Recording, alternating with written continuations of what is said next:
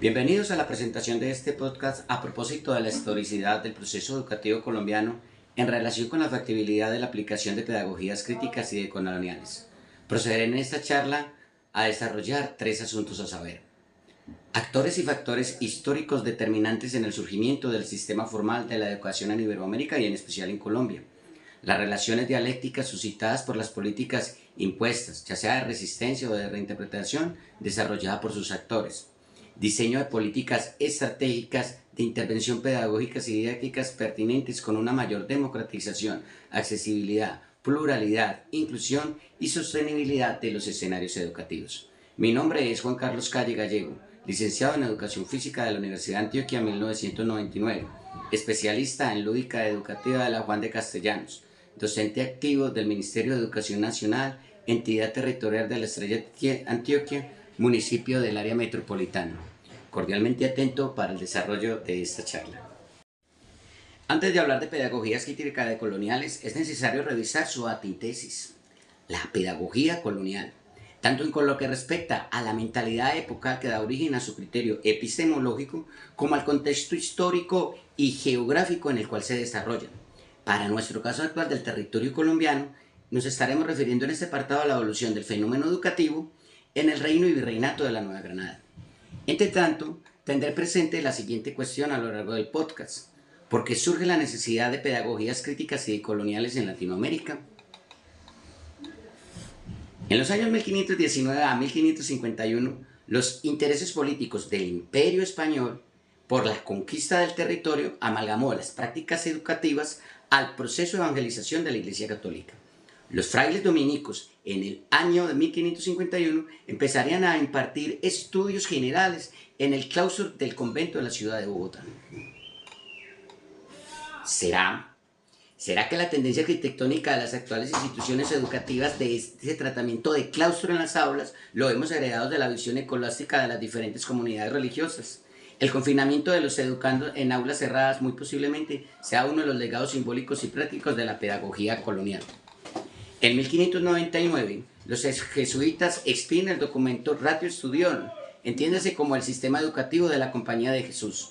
En 1621 son ellos quienes pueden emitir grandes universidades. A continuación, procedo a compartir los datos de fundación de las distintas universidades que, según la autora Diana Arango en 2005, tuvieron lugar de dicho periodo histórico, por intervención de actores como comunidades religiosas, absolutistas y filántropos. Cabe destacar que dicho proceso de fundación de universidades, a diferencia de Europa, en el caso de Latinoamérica, fue centralizado en las grandes urbes. La primera universidad, Santo Tomás de Santa Fe, Bogotá, en 1560 por la comunidad religiosa de Santo Domingo. La Universidad Javeriana en 1622 por la comunidad jesuita en la capital del virreinato. La Universidad San Nicolás de Mira en 1624. La Universidad de San Buenaventura en 1747, también en Bogotá. Cada universidad administraba colegios mayores, destacando el Colegio Mayor de Nuestra Señora del Rosario, que en 1651 tendría la misión de educar a las élites criollas y españolas. Tal vez la pregunta clave que nos puede ubicar la cuestión de la necesidad de implementar pedagogías críticas y decoloniales es cómo la concepción del hombre y la naturaleza de parte de la religión cristiana ha incidido y aún incide en las dinámicas educacionales de Colombia y el resto de Latinoamérica. Siendo más académicos, es preguntarse por la incidencia de la visión platónica y aristotélica dominante en las epistemes relacionadas con la Iglesia Católica, es decir, los modos de gestión y difusión del conocimiento y su incidencia en el poder político y social de las comunidades desde la época colonial. En este sentido, Pérez y Dárraga en 2019 explica que la historia de la educación colombiana no puede entenderse únicamente como una sucesión de reformas educativas sucesivas, sino como el resultado de los cambios políticos, sociales y culturales que han venido teniendo lugar en el territorio. Siendo puntuales, la educación refleja el devenir histórico de los asuntos de poder que se desarrollan en su entorno cultural. Esta reflexión se fortalece con el planteamiento de Gómez Quintero en 2010, quien desarrolla el concepto de colonialidad del ser y del saber, entendiendo que existen formas de poder que aún tienen vigencia a pesar del tiempo. Por ejemplo, la aplicación confinada del cuerpo en el aula de clase con sentido de claustro, la uniformidad antierótica en la presentación personal, y más aún que la uniformidad de las vestimentas, la uniformidad en la percepción, pensamientos y acción, es decir, la coerción del ser, del pensar, del sentir y del actuar. Prosiguiendo con el hilo histórico, es necesario observar cómo la Ilustración europea de mediados del siglo XVII sería determinante en los procesos educativos y políticos del territorio colombiano durante los subsiguientes siglos XVIII y XIX. Es decir, en cuanto a la divulgación de las ciencias y las letras, ya no solo para la élite, sino también en la población en general, afectando así la hegemonía de las diferentes comunidades religiosas en materia de educación.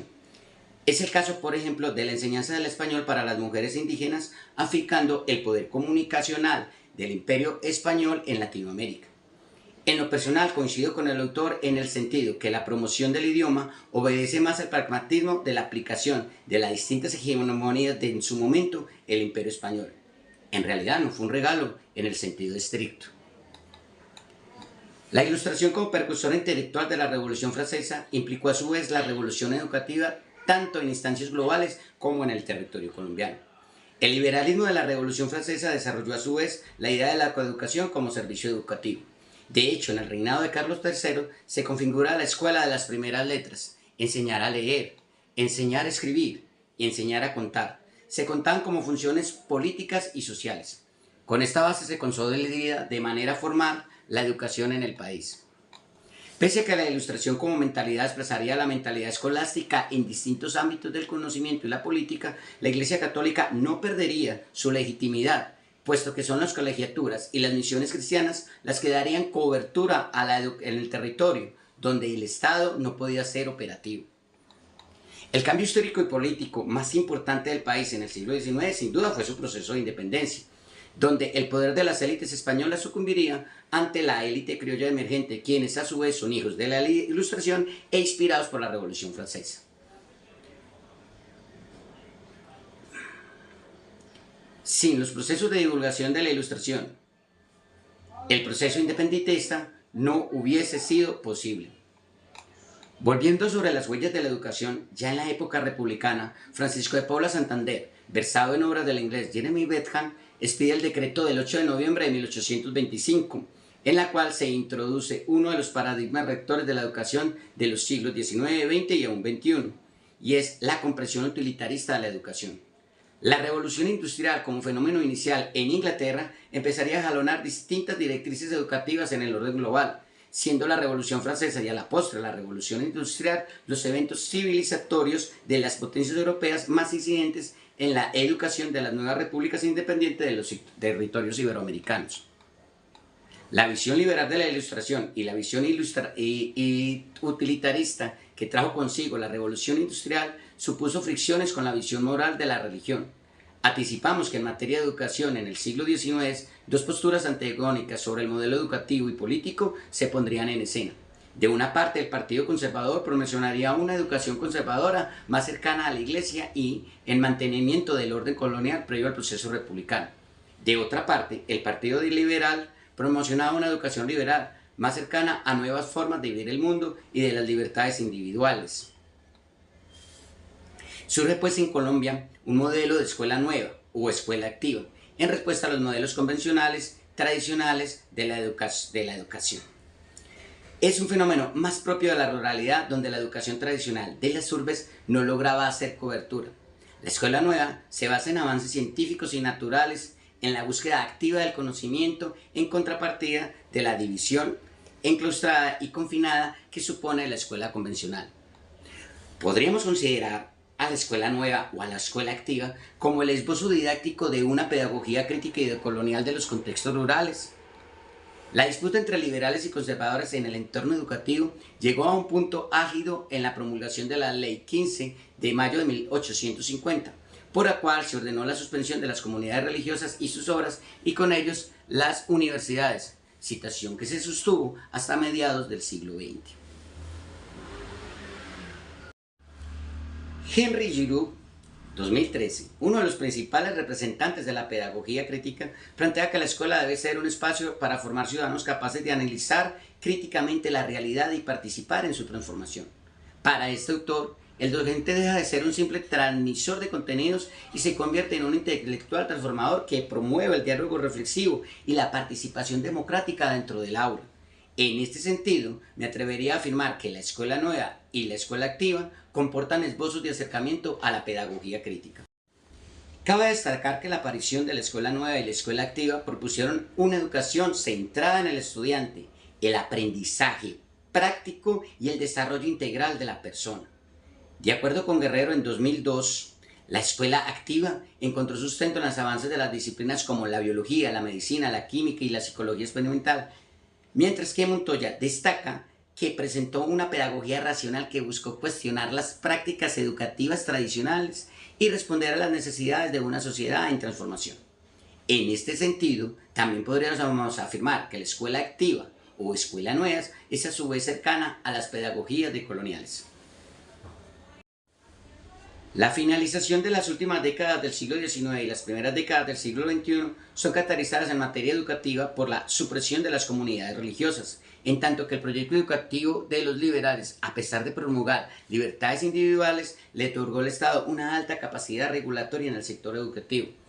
Incluso, el sector contestatario de los conservadores invocaría el concepto de libertad de enseñanza en contrapartida del proyecto radical de los liberales.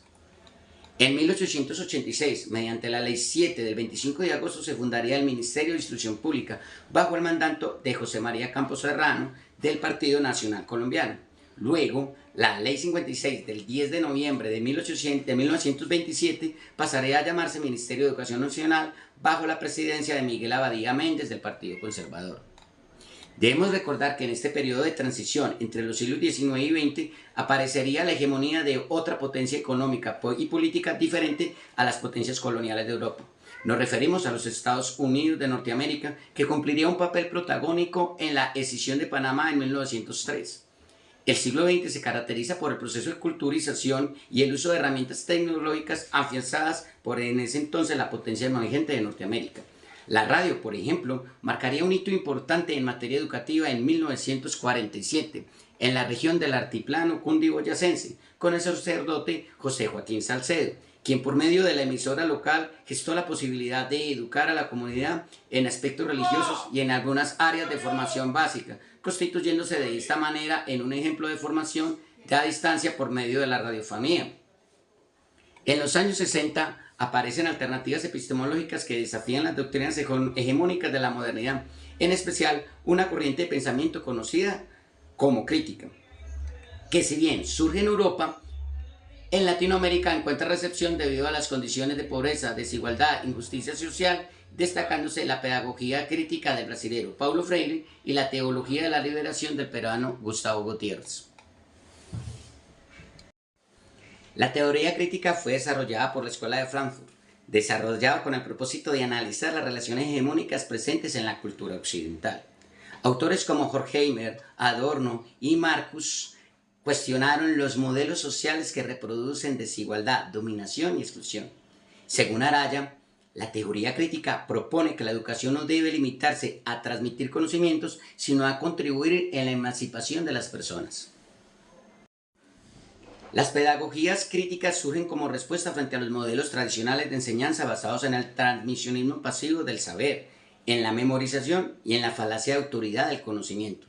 Según Maldonado en 2008, estas pedagogías buscan formar sujetos críticos capaces de analizar la realidad y transformarla, lo que plantea nuevas formas de la relación entre maestro y estudiante, promoviendo el diálogo, la participación activa, el sentido de justicia, la equidad, la democratización y, sobre todo y mayormente, la criticidad. Henry Giroux sostiene que la educación nunca es neutral. Toda práctica educativa transmite valores e ideologías y formas de comprender el mundo. De hecho, todo discurso es un acto de poder para muchos autores de la escuela crítica. Según Giroux, el docente debe actuar como un intelectual transformador capaz de promover el pensamiento crítico y la participación democrática en procura de educandos competentes en la transformación de sus propios contextos. Hacia finales del siglo XX, la educación colombiana consolidó importantes avances en materia legislativa y de reconocimiento de los derechos. La Constitución Política de 1991 reafirmó la educación como un derecho fundamental y un servicio público, principio que posteriormente fue fortalecido por la Ley General de Educación, Ley 115 de 1994. Esta normativa estableció las bases para garantizar una educación con mayor cobertura, calidad y equidad, sentando condiciones para afrontar los desafíos de modernización y de las nuevas demandas sociales del país, inmerso en diferentes conflictos internos como la subversión, el narcotráfico, la corrupción estatal, entre otras. En las últimas décadas del siglo XX y estas primeras décadas del siglo XXI son cobijadas por un proceso acelerado de globalización basado en distintas tecnologías de la información, distintas y nuevas tecnologías asociadas a la producción, mejoramiento de los medios de transporte, modernización de las infraestructuras urbanas, aperturas económicas y tratados de libre comercio que someten al país a dar pasos forzados en la competitividad. También en la transición del siglo XX al siglo XXI, en su desarrollo vertiginoso, encauzó tanto de manera global como local la crisis climática, que a su vez se comporta como una crisis política. En este contexto, la noción de competitividad se hace más fuerte, llevando a muchas instituciones a la adaptación de currículos, los cuales forman a sus estudiantes en aspectos mucho más empresariales y técnicos, responden a las tendencias educativas globales. Al respecto, León Guerrero en 2004 invita a que la competitividad no lleve al olvido de la equidad, la solidaridad, el desarrollo humano, la justicia social, la sostenibilidad ambiental, la democracia y la paz, siendo estos pilares formativos a tener en cuenta en los proyectos educativos nacionales en sintonía con las demandas mundiales. La segunda década del siglo XXI, Colombia transita de manera oficial entre el conflicto y la paz, requiriendo más allá de una justicia legal estatal, el abordaje de una justicia social pertinente con justicia de distribución de bienes y servicios, reconocimiento de la diversidad cultural y representación de las comunidades. Implica en el ámbito educativo y social atacar las causas estructurales que dieron origen al levantamiento en armas. Esto lo menciona Hernández Pérez Tito en 2022, página 38. Citando a Antonio Bolívar en 2005, se requiere la implementación de políticas públicas educativas orientadas a la superación de las desigualdades con progresión al mejoramiento de la calidad.